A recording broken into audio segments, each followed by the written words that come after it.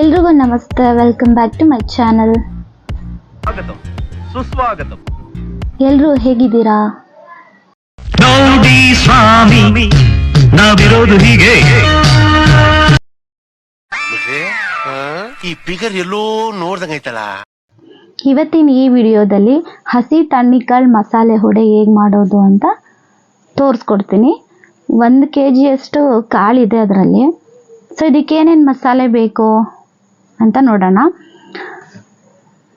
1 ಬೆಳ್ಳುಳ್ಳಿ, 1 ಇಂಚು ಶುಂಠಿ, 1/4 ಸ್ಪೂನ್ ಅರಿಶಿನ, 3 ಹಸಿಮೆಣಸಿನ್ಕಾಯಿ, ಸ್ವಲ್ಪ ಕೊತ್ತಂಬರಿ ಸೊಪ್ಪು, 1 ಗರಿ ಕರಿಬೇವಿನ ಸೊಪ್ಪು, 1 ಚಮಚ ಕಾಳುಮೆಣಸು, 2 ಚಕ್ಕೆ, 1 ಲವಂಗ. ಇದಿಷ್ಟನ್ನ ರುಬ್ಕೋಬೇಕು. ಅದಾದಮೇಲೆ 3 ಈರುಳ್ಳಿನ ಸಣ್ಣದಾಗಿ ಹಚ್ಚಿಟ್ಕೊಂಡು, ಒಂದು ಸ್ವಲ್ಪ ಕೊತ್ತಂಬರಿ ಸೊಪ್ಪು, 3 ಮೆಣಸಿನ್ಕಾಯಿನ ಸಣ್ಣದಾಗಿ ಕಟ್ ಮಾಡ್ಕೋಬೇಕು. ಇದು ನುಗ್ಗೆ ಸೊಪ್ಪು. ಸೊ ಆ ಕಾಳು ಏನಿದೆ, ಆ ಕಾಳನ್ನು ಈ ರೀತಿ ರುಬ್ಕೋಬೇಕು. ತುಂಬ ನುಣ್ಣಗೇನು ರುಬ್ಕೊಳ್ಳೋಕೆ ಹೋಗಬೇಡಿದು, ಸ್ವಲ್ಪ ತರ್ತರಿಯಾಗೇ ಇರಬೇಕು. ಮತ್ತು ಮಸಾಲೆನೂ ರುಬ್ಕೊಂಡು ಅದಕ್ಕೆ ಏನು ಕಟ್ ಮಾಡಿ ಉಟ್ಕೊಂಡಿರ್ತೀವಲ್ಲ ಕೊತ್ತಂಬರಿ ಸೊಪ್ಪು, ಈರುಳ್ಳಿ, ಅದನ್ನು ಹಾಕೋಬೇಕು.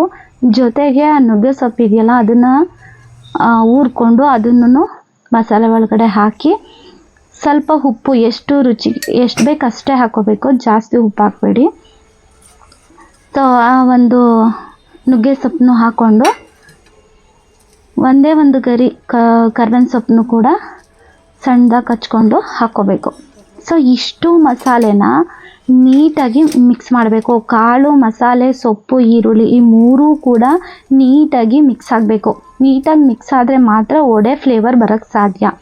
ಸೊ ಈ ರೀತಿ ನೀಟಾಗಿ ಕೈಯಲ್ಲೇ ಮಿಕ್ಸ್ ಮಾಡ್ಕೋಬೇಕು.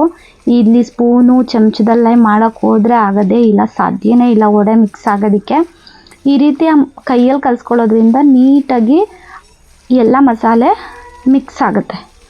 ಸೊ ಈ ರೀತಿ ಮಿಕ್ಸ್ ಮಾಡ್ಕೋಬೇಕು. ನೋಡೋಕ್ಕೆ ಕಲರ್ಫುಲ್ಲಾಗಿ ಕಾಣಿಸ್ತಾ ಇದೆ ಅಲ್ವಾ? ಸೊ ವೆರಿ ಟೇಸ್ಟಿಯಾಗಿರುತ್ತೆ. ಒಣಕಾಳಲ್ಲೂ ಮಾಡ್ತಾರೆ, ಇದು ಹಸಿ ತಣ್ಣಿಕಾಳಲ್ಲಿ ಮಾಡಿರೋದು. ಅದಾದಮೇಲೆ ಒಂದು ಬಾಣಲಿಗೆ ಎಣ್ಣೆನ ಚೆನ್ನಾಗಿ ಕಾಯಕ್ಕಿಟ್ಟು, ಎಣ್ಣೆ ಕಾದ್ಮೇಲೆ ಈ ರೀತಿಯಾಗಿ ವಡೆ ಆಕಾರದಲ್ಲಿ ತಟ್ಟಬೇಕು. ರೌಂಡಿಗೆ ಮಾಡಬಾರ್ದು. ರೌಂಡಿಗೆ ಮಾಡಿದ್ರೆ ಮಸಾಲೆ ಒಳಗಡೆ ಬೆಂದಿರೋದಿಲ್ಲ. ಸೊ ಅದಕ್ಕೆ ಈ ರೀತಿ ಸಾಮಾನ್ಯವಾಗಿ ವಡೆ ಹಿಂಗೆ ಇರುತ್ತೆ. ಕೆಲವರು ರೌಂಡಿಗೂ ಮಾಡ್ತಾರೆ. ಈ ರೀತಿ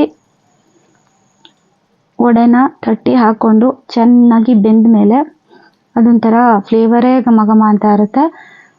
ಸೊ ನೀಟಾಗಿ ಬೇಯಿಸ್ಬೇಕು. ಅದಾದಮೇಲೆ ಕ್ರಿಸ್ಪಿಯಾಗಿ ಬರುತ್ತೆ ಎಲ್ಲ.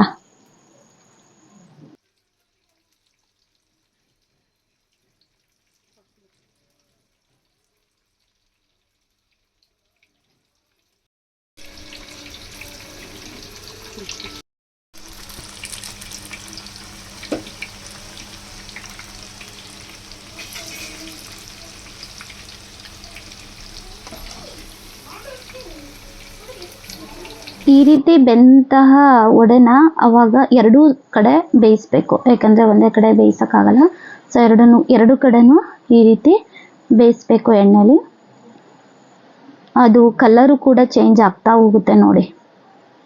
ಸೊ ನೋಡೋಕ್ಕೂ ಚೆನ್ನಾಗಿರುತ್ತೆ, ತಿನ್ನೋದಕ್ಕೂ ಚೆನ್ನಾಗಿರುತ್ತೆ. ಇವಾಗಂತೂ ಮಳೆಗಾಲ ಅಲ್ವಾ, ತುಂಬ ಚೆನ್ನಾಗಿ ಬರುತ್ತೆ. ಸೊ ಕೊನೆಯಲ್ಲಿ ಈ ರೀತಿಯಾದಂತಹ ರುಚಿಯಾದಂತಹ ವಡೆ ರೆಡಿ ಆಯಿತು. ಈ ರೆಸಿಪಿ ನಿಮಗೆ ಇಷ್ಟ ಆಗಿದ್ದರೆ ಪ್ಲೀಸ್ ಸಬ್ಸ್ಕ್ರೈಬ್ ಮಾಡಿ, ಶೇರ್ ಮಾಡಿ, ಕಮೆಂಟ್ ಮಾಡಿ, ಲೈಕ್ ಮಾಡೋದನ್ನು ಮರಿಬೇಡಿ. Thank you.